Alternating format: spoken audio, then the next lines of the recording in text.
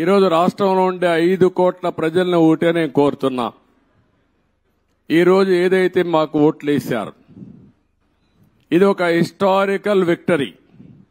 చరిత్రలో నేను 45 సంవత్సరాలుగా చూశాను కానీ ఆంధ్రప్రదేశ్ రాష్ట్రం ఏర్పడిన తర్వాత భారతదేశ చరిత్రలో కూడా ఇంత పెద్ద విక్టరీ ఎప్పుడూ రాలేదు.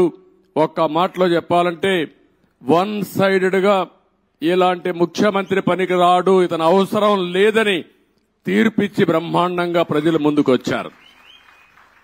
95,000 మెజారిటీ ఒక నియోజకవర్గంలో 11 సీట్లు కూడా రాలా వీళ్లకు.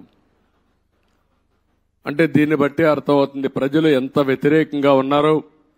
దుష్ట పరిపాలన అనడానికి దీనికంటే వేరే తార్కాణం అవసరం లేదు. కానీ మమ్మల్ని గెలిపించారు. అంతటితోనే రాష్ట్రంలో ఉండే ప్రజల యొక్క బాధ్యత అయిపోలేదు.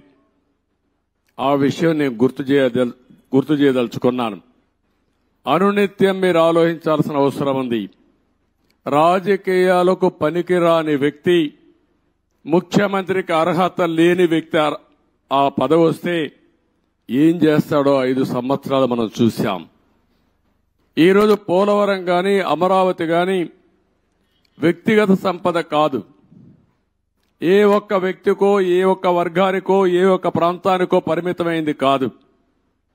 కానీ ఇది ఒక సంపద కేంద్రం.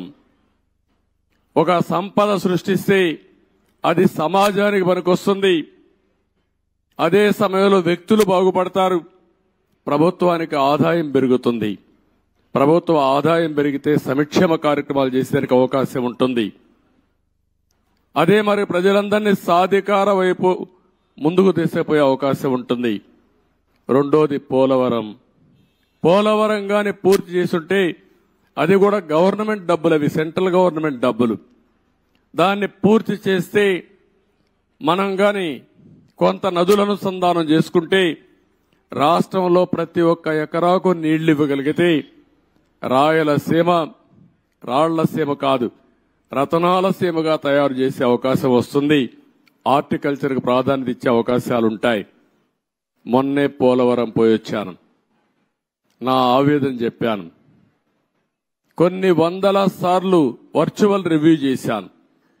ఇంకొక పక్క నేరుగా ఫిజికల్ గా 40-41 సార్లు వెళ్ళాను. కానీ ఈరోజు పోలవరాన్ని గోదావరిలో కలిపి